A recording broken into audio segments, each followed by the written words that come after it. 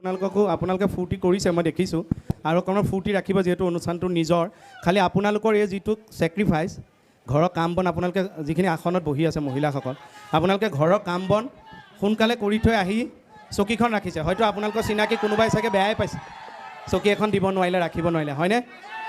কিন্তু আপোনালোকৰ প্ৰব্লেমটো কিনে কাষত থকা মানুহখিনি আগত থকা মানুহখিনিয়ে বুজি নাপায় মই বুজি পাওঁ কিনে মাজত থকা সকলৰ এই চকীখন ৰাখি ভালকৈ অনুষ্ঠানটো চাবলৈ কিমান কষ্ট আপোনালোকৰ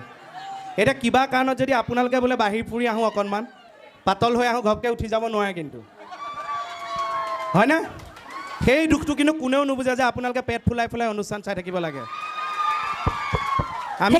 আমি জানোতো আমাৰ ঘৰতো মায়ে এনেকৈ যায়তো গৃহিণী যায়তো আমি জানো সেইসকলৰ কাৰণে আমাৰ ফালৰ পৰা হাত চাপৰি নহয় হাত চাপৰি দিয়াৰ আগত কৈ দিওঁ কথাটো সেইকাৰণে আমাৰ দুইটাৰে অনুৰোধ ভৱিষ্যতেও এনেকৈ অনুষ্ঠান মাজত বহি চাম বুলি আহিলে ঘৰতে পানীটো অকণ কমাই খাই আহিব আপোনালোকৰ কাৰণে অনুষ্ঠান ধুনীয়া হৈ থাকিব থেংক ইউ এনে ধেমালি